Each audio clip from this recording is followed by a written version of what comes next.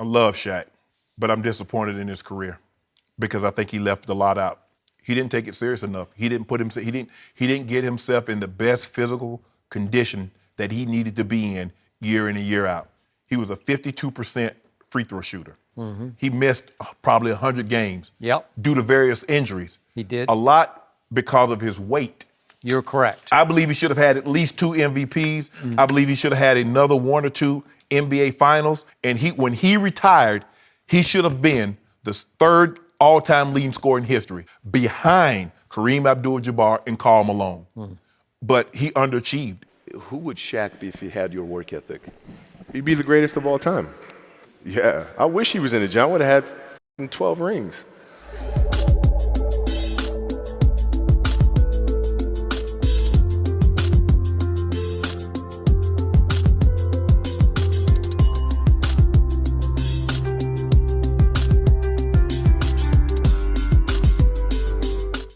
So you hear it over and over again, even from people who really know their stuff.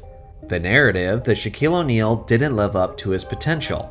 He didn't work as hard as he could have, that he left a lot on the table, and that his longevity doesn't stack up to many of the greatest players of all time.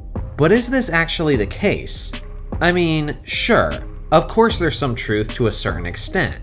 Even Shaq admitted in his conversation with Kobe Bryant that he didn't always treat his fitness as a priority. And then, when it came to his free throws, Shaq did refuse to try Rick Barry's free throw form, simply because he was a prideful guy who thought it looked stupid.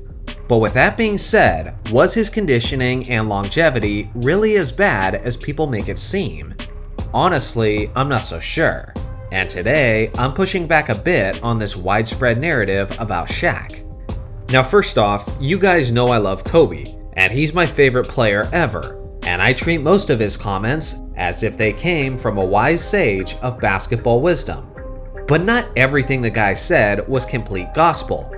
For example, he said in this interview that he would have won 12 rings if Shaq had his work ethic. And what's funny is that no one ever mentions that Kobe and Shaq only played 8 seasons together. So unless Kobe's work ethic was so good that he could somehow win 2 championships in only 1 season, this comment is basically total cap from Kobe. Now Shaq entered the NBA at the age of 20, and he was immediately a force, as he won the Rookie of the Year award in his debut season. Then, in only his sophomore season as a 21-year-old, he was averaging 29 points, 13 rebounds, and 3 blocks on 60% shooting. In only his second year, he was already 2nd in scoring, 2nd in rebounding, and 1st in field goal percentage. Shaq was an MVP finalist in his first couple of seasons, and then in his 13th season in the NBA, as a member of the Miami Heat, he was 2nd in MVP voting, behind only Steve Nash. For some perspective, in Michael Jordan's 13th season, he was retiring from the Chicago Bulls, and was about to become a Washington Wizard. Magic Johnson and Larry Bird were retired before they even reached their 14th season, and once Tim Duncan reached his 13th season in the NBA, he would never again be a top 5 finalist in the MVP voting. Shaq was arguably the best center in the NBA for nearly a decade and a half. Yet by the way people talk about him, you get the impression that he only dominated the league for 5 seasons. Sure, he could have lasted longer and achieved more if he had Kobe's work ethic. Of course. But isn't that true of all of us? Who would you be if you had Kobe's work ethic? Who would I be? Who would Hakeem Olajuwon be? Who would Giannis be? Who would Luka be? Basically, no other player in NBA history has ever had quite the insane and maniacal work ethic that Kobe had. So naturally, this what if could apply to just about anyone. But for some reason, we only hold Shaq to this monumental standard, even though he was dominant for nearly a decade and a half straight. Now some of you might say, we're not just talking about Shaq being great, we're talking about his peak. Alright, if that's the case, let's look at it from that perspective. Shaq's absolute peak as a basketball player was the 1999 to 2000 season, where he averaged roughly 30 points, 14 rebounds, 4 assists, and 3 blocks. on his way to his near unanimous MVP season. This was after Shaq had put on a significant amount of weight and muscle. So sure, he was a physical specimen, but compared to his thinner and quicker sophomore season in Orlando, it's not like the production was all that different.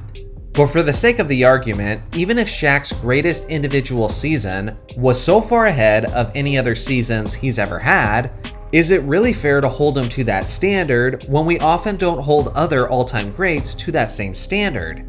For example, Steph Curry's unanimous MVP season in 2016 is so far above and beyond any other season he's ever produced. And yet, we don't punish him for failing to maintain that same level of dominance year in and year out. Wilt Chamberlain is famous for averaging over 50 points in a single season, but he only averaged over 40 points in 2 seasons of his career. So why don't we punish him in the same way that we do for Shaq, for failing to maintain his peak? Now I get it. Some of this bad PR Shaq brought upon himself by coming into training camp fat on multiple occasions, and by admitting that he often relied on Kobe to carry the team in the earlier parts of the season.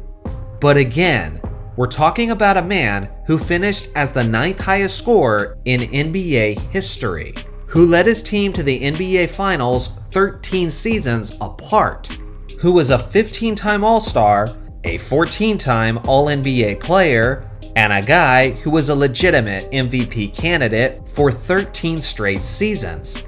They say with great power comes great responsibility, and we all know that Shaq had plenty of power. And yes, when he was on the court during his prime, he was in fact Superman. But is it possible that we're holding him to a standard that was even too high for Superman to reach? For goodness sake, every time I hear someone take a dump on his longevity, even though he was an NBA candidate for nearly a decade and a half straight, I want to ask them what they wanted from him instead. Was he supposed to be an MVP caliber player for 17 or 18 seasons straight? How many players have actually done that? Spoiler alert, you can count them on one hand. At the end of the day, Shaq could have got more out of his career if he had an obsessive work ethic.